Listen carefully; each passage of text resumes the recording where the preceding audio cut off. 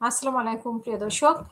আগামী নির্বাচনে জামাতের ভালো ফলাফলের সম্ভাবনা দলটির সঙ্গে বন্ধুত্ব করতে চায় যুক্তরাষ্ট্র। মার্কিন কূটনৈতিকের অডিও ফাঁস, যেটিতে বলা হয়েছে যুক্তরাষ্ট্রের এক কূটনৈতিকের সঙ্গে কয়েকজন নারী সাংবাদিকের কথোপকথনের একটি অডিও পেয়েছেন মার্কিন সংবাদ মাধ্যম ওয়াশিংটন পোস্ট। এবং ওই অডিওতে মার্কিন কূটনৈতিককে বলতে শোনা যায় যে বাংলাদেশে এখন ইসলামপন্থার দিকে ঝুঁকে যাচ্ছে।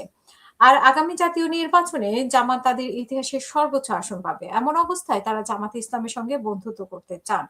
এমনকি ঢাকা ভিত্তিক ওই কূটনৈতিক নারী সাংবাদিকের প্রশ্ন করেন যে স্বেচ্ছাসেবী নেতাদের টিভি অনুষ্ঠানে আনবেন কিনা। জামাত শরিয়া আইন চালু করবে না বলেও মত দেন ওই কূটনৈতিক। যদি শরিয়া আইন চালু করে এবং নারীদের ৫ ঘন্টা বেশি কাজ করতে না পারার কথা বলা হয়, সেক্ষেত্রে যুক্তরাষ্ট্রের পোশাকে আর কোনো অর্ডার নেওয়া হবে না বলেও জানান তিনি। তার মতে অর্ডার না থাকার মানে হচ্ছে বাংলাদেশের অর্থনীতিও থাকবে না। এছাড়া যুক্তরাষ্ট্রের বিশ্ববিদ্যালয় পড়ুয়া ও উচ্চশিক্ষিত অনেক লোক রয়েছে।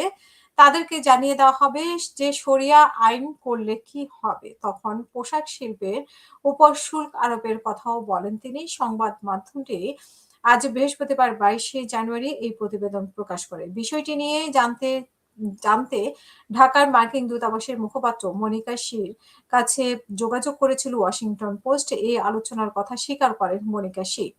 তিনি জানিয়েছেন যে গত ডিসেম্বরে এই আলোচনা হয় এবং এটি নিয়মিত বৈঠকের অংশ ছিল, যেখানে বাংলাদেশের সাংবাদিকদের সঙ্গে মার্কিন দূতাবাসের কর্মকর্তাদের কথাবার্তা বলে। তবে এইসব কথাবার্তা বাইরে প্রকাশ করা হয় না। তবে জোর দিয়ে মনিকা শি বলেছেন যে যুক্তরাষ্ট্রে কোনো নির্দিষ্ট রাজনৈতিক দলকে সমর্থন করে না এবং জনগণের ভোটে যে সরকারি নির্বাচিত হোক তার সঙ্গে কাজ করবে। এদিকে ব্যক্তিগত কূটনৈতিক বৈঠকের ব্যাপারে কথা বাহিরে বলেন না বলে জানিয়েছেন যুক্তরাষ্ট্র জামাতের মুখপাত্র মোহাম্মদ রহমান।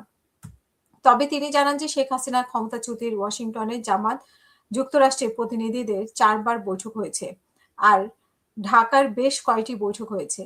এছাড়া গত শুক্রবার যুক্তরাষ্ট্রের বাণিজ্য প্রতিনিধি জ্যামিসন গেয়ারের সঙ্গে ভার্চুয়ালিও বৈঠক হয়েছে জামাতের।